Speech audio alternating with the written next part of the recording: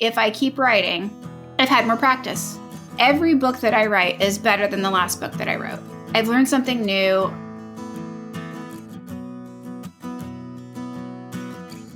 Welcome to Queries, Qualms, and Quirks, the weekly podcast that asks published authors to share their successful query letter and discuss their journey from first spark to day of publication. I am your host, author Sarah Nicolas, and literary agent Sarah N. Fisk.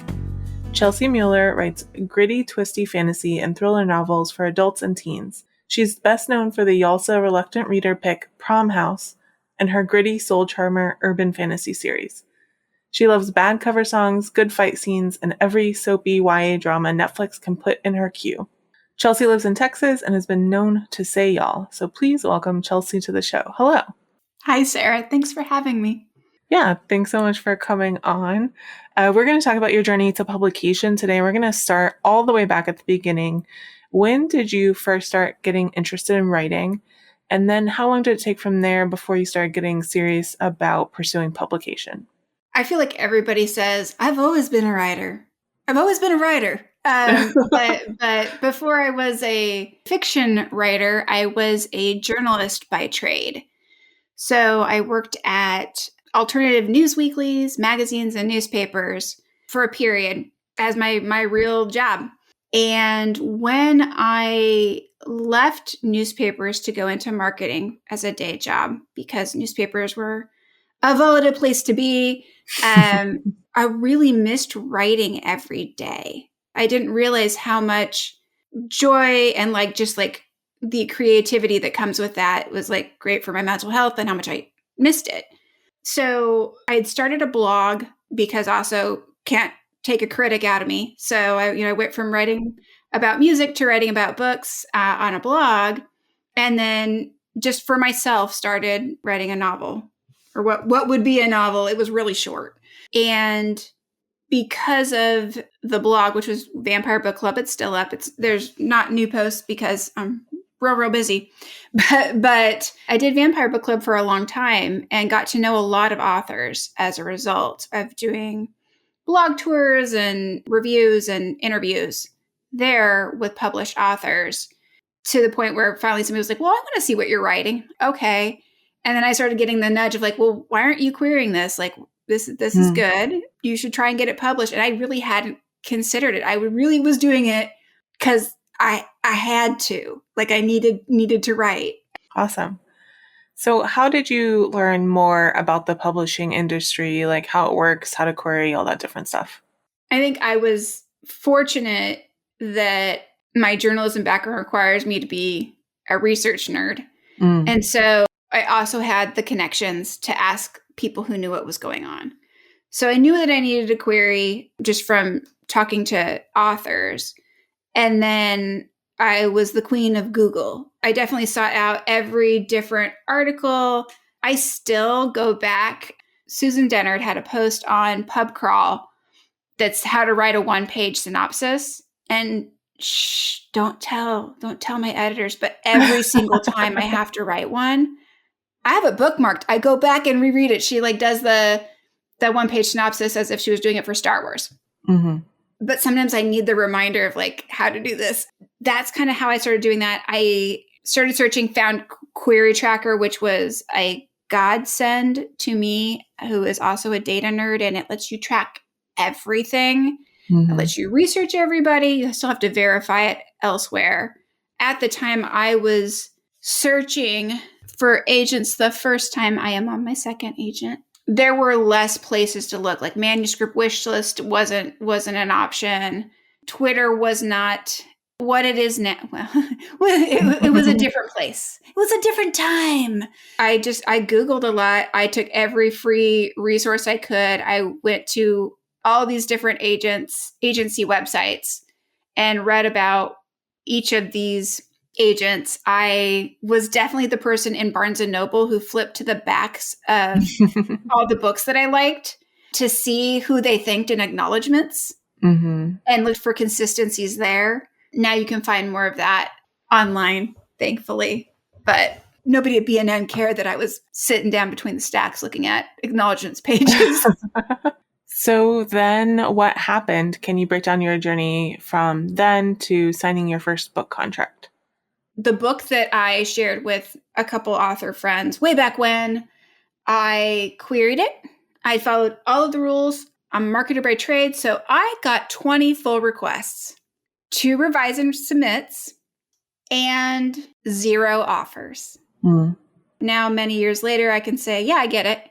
While I was waiting, and I was so like, holy shit, everybody has asked for this book. It's going to be amazing. And they read opening pages and stuff. I worked on the next thing. And the next thing was a book called Cloud9. It's really so fun. YA, near future sci-fi, with romance and fighting and all the stuff I love. And I just focused on that. And I got to this point of like, I'm not even hearing back on these fulls. It's been a really long time. So, well, I'm going to query with the new book. It's been over a year. It's okay. It's okay. Like, this book is definitively way better. So I went out again, and 3 weeks later had several offers for representation. There was no sitting on the fence anymore. I got the call, which was fun. I got to talk to different agents, also fun. I had to make a decision, less fun. I signed with my first agent, and we took Cloud9 out. We did a round of edits internally, and then she shopped Cloud9, and it went to editorial at 5 different houses. I was so excited. And marketing said, we don't know what to do with this book right now. So I did not get any offers on Cloud9. Super, super fun. But I learned from before that, I have to always be writing or I'm not as happy of a person. So I was going to be writing anyway. And 2, man, eyes on your own paper is the way to live your life as an author. You're never going to feel great looking at what's happening with everyone else because those things are good things that should happen for other people, and your stuff will happen when it happens, and you can only control what you're writing right now. Naturally, while we were waiting, I was writing something else, and I was writing something entirely different. I also just really love urban fantasy, and so I wrote a gritty, sexy urban fantasy for adults, and I started working on it, and I was like, I don't even know. My agent at the time specialized in YA. I sent her like the first, I don't know, maybe 50 pages. And her reply was in all caps, like, yes, do this. Do this, please. Send this to me. I blasted through revisions on it. We took it out. It sold in 6 weeks. Like within a month of the contract, like we were doing covers. Like that was like the first thing we did was cover art. And all of a sudden it went from like so long of nose to like, and here's a visual representation of your main character in your world. And we're all really excited. And then I had to wait like 9 months for edits or something dumb. Oh my God. It took forever. Yeah.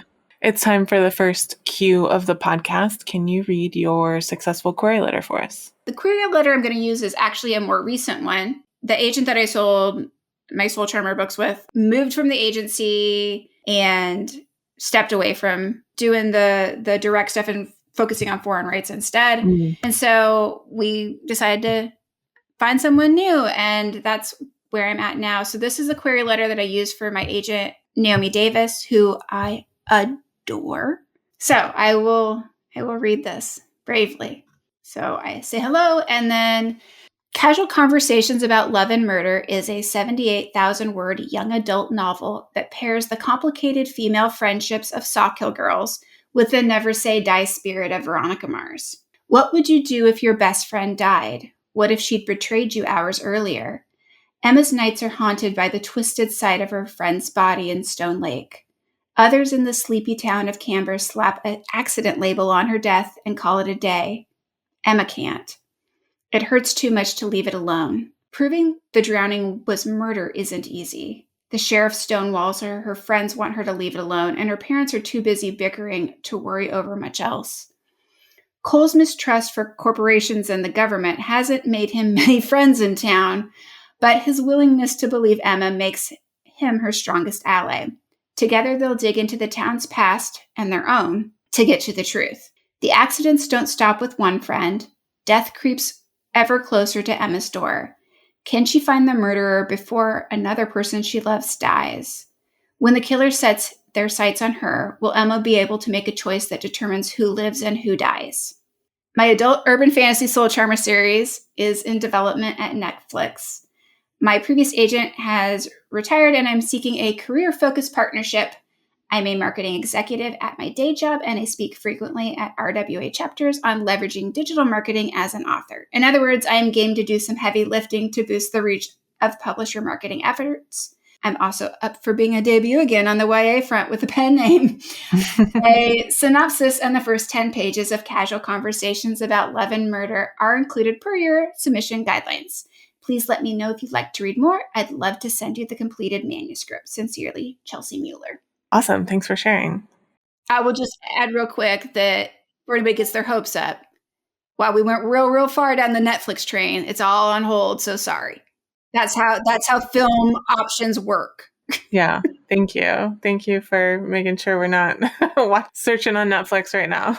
So how has your experience been since signing that first contract? Especially let us know what things really surprised you along the way.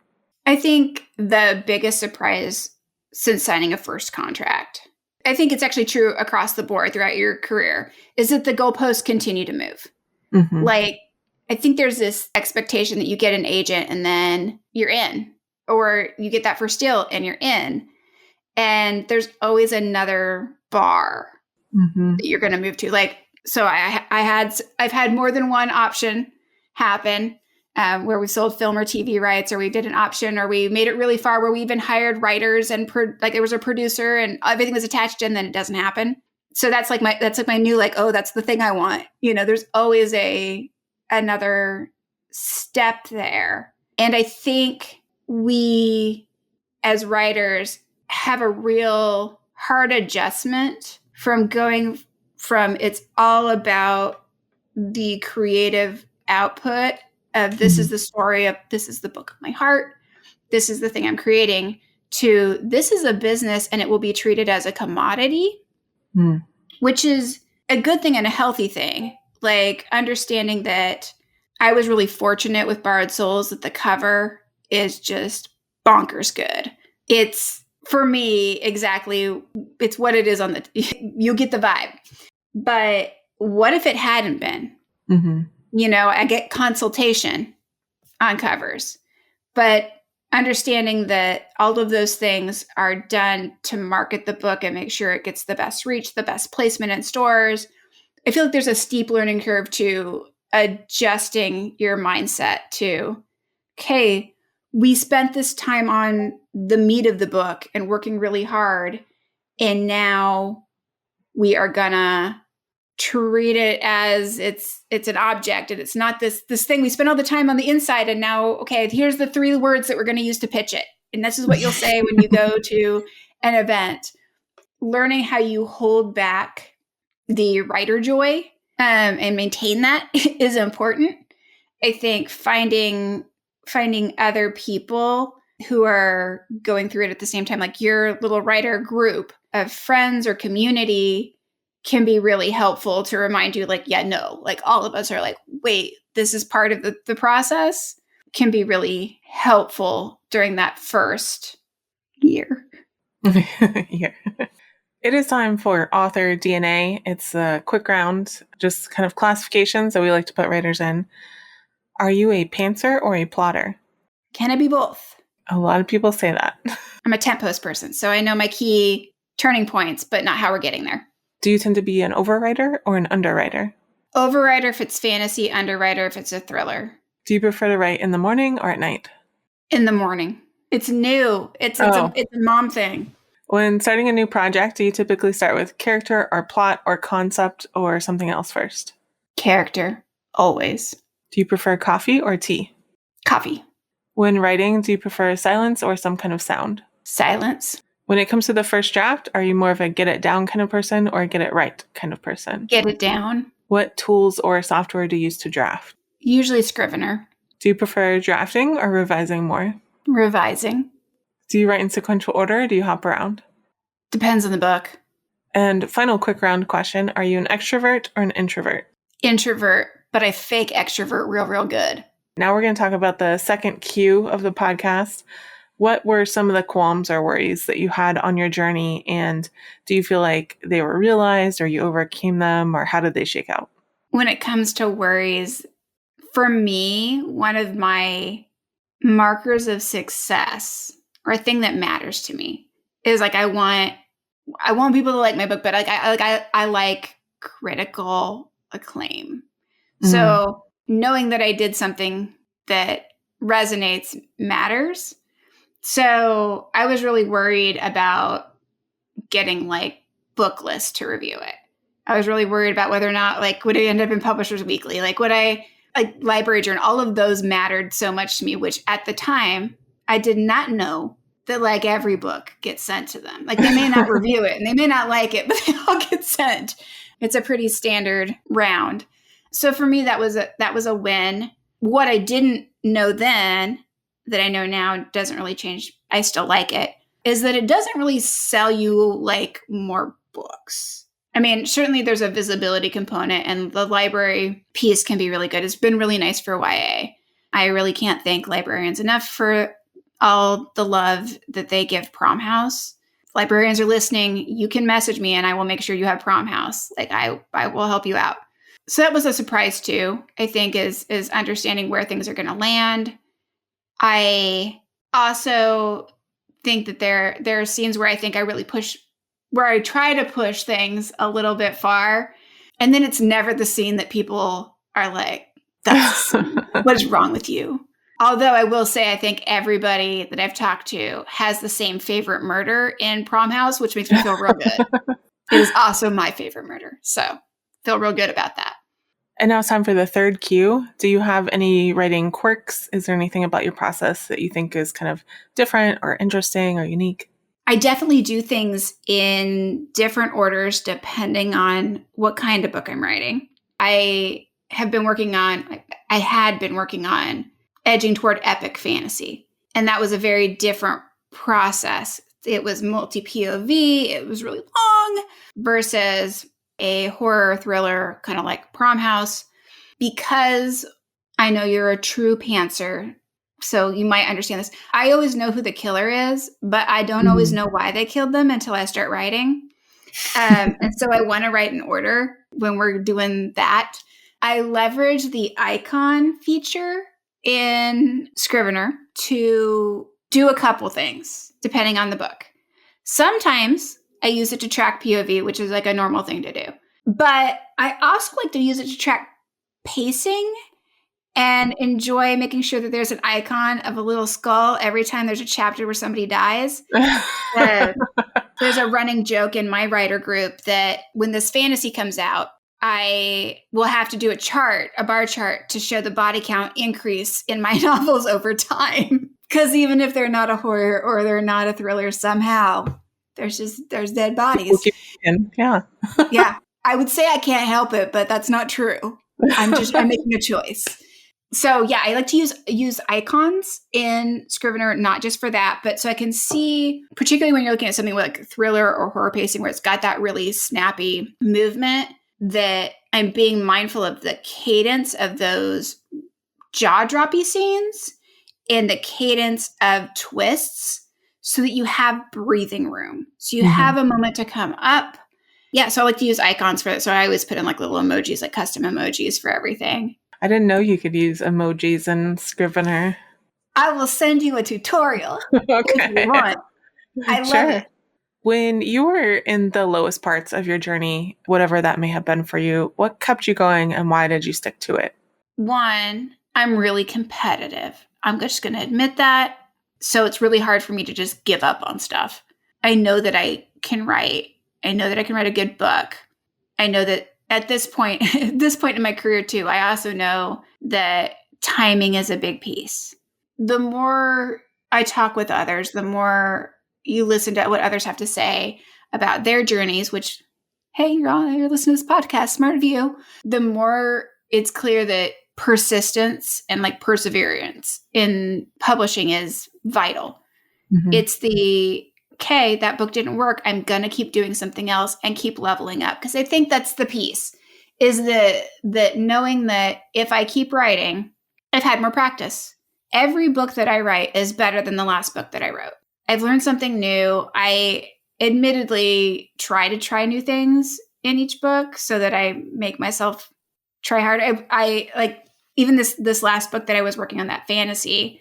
I remember sitting down with my agent and was like, well, I don't know if I should do this. I've been writing YA. I've been writing these really short, snappy books, and this is like meaty, and it's an onion layer book, as in I put like Michael Bay layer on the top of like explosions and cool stuff because I like that.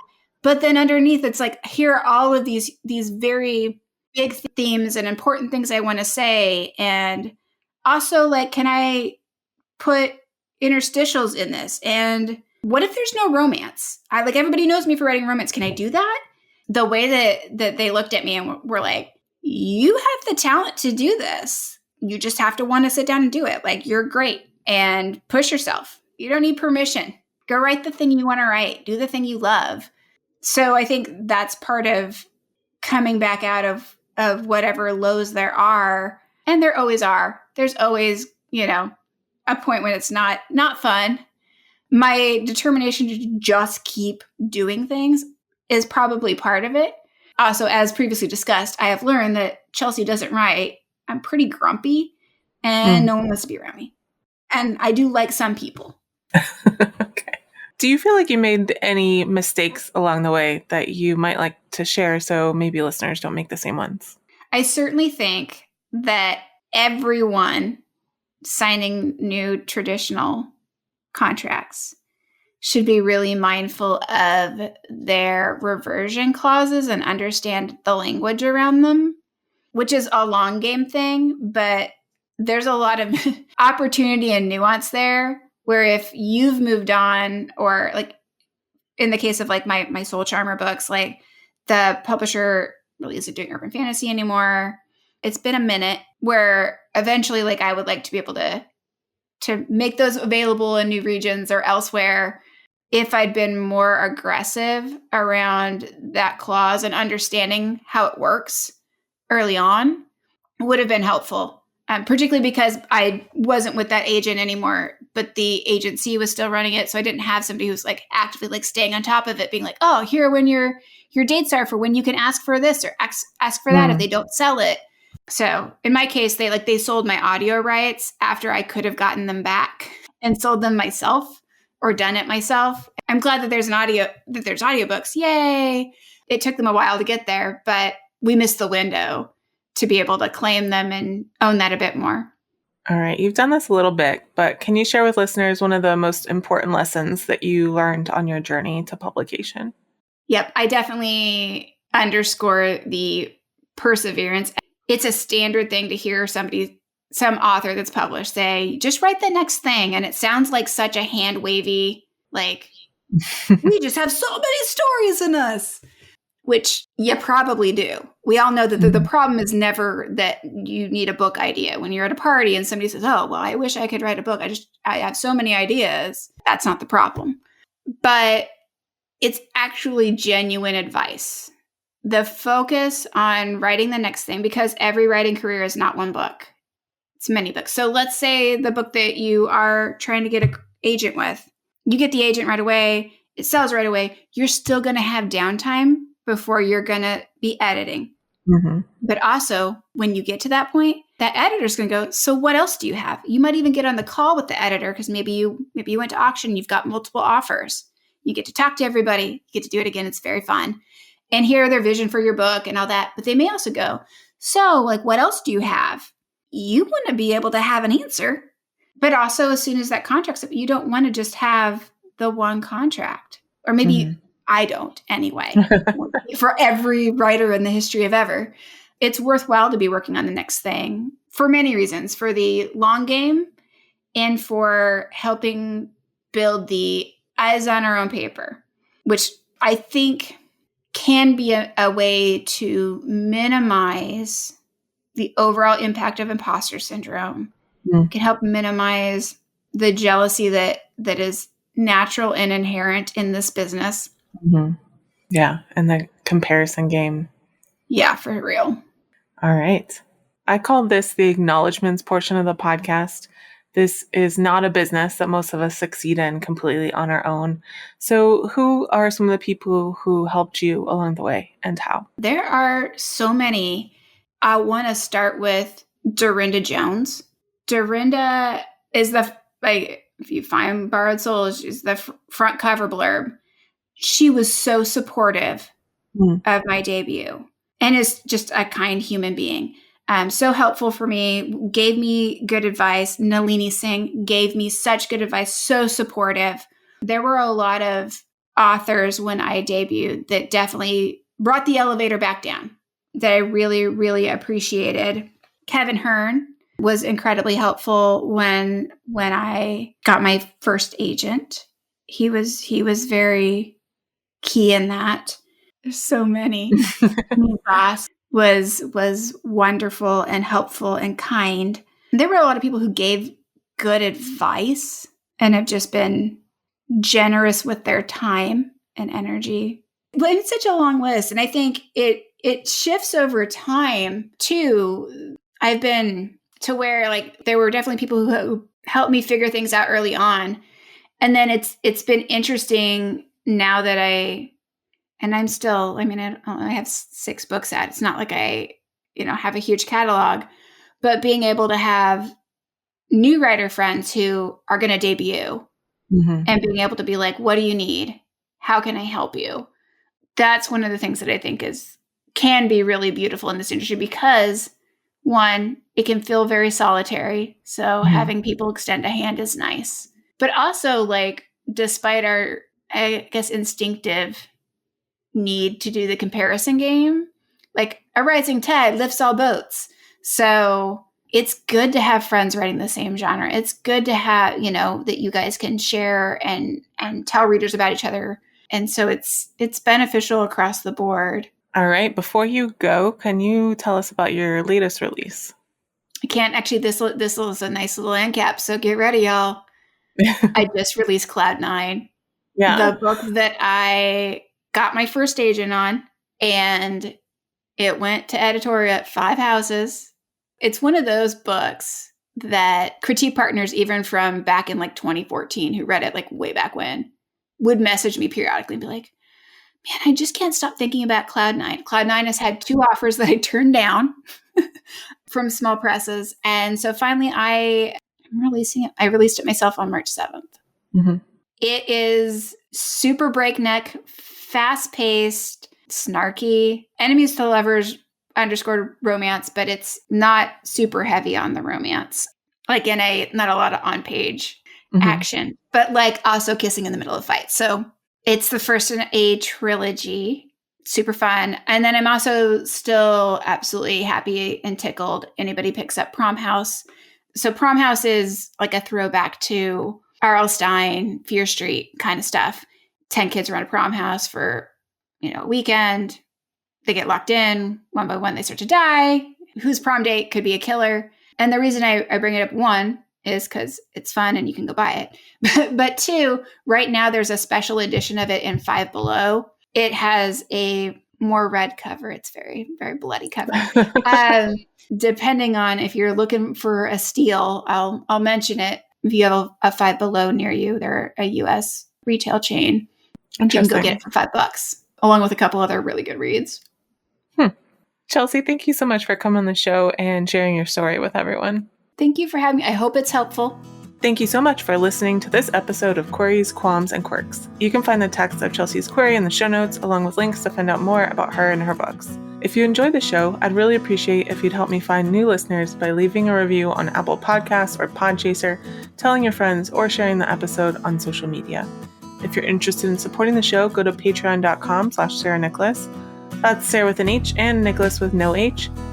And if you're a published author interested in being a guest on the show, please click on the home base link in the description or go to sarahnicolas.com and click on the podcast logo in the sidebar. That is, again, Sarah with an H and Nicolas with no H. Thank you so much for listening, and we'll see you next time.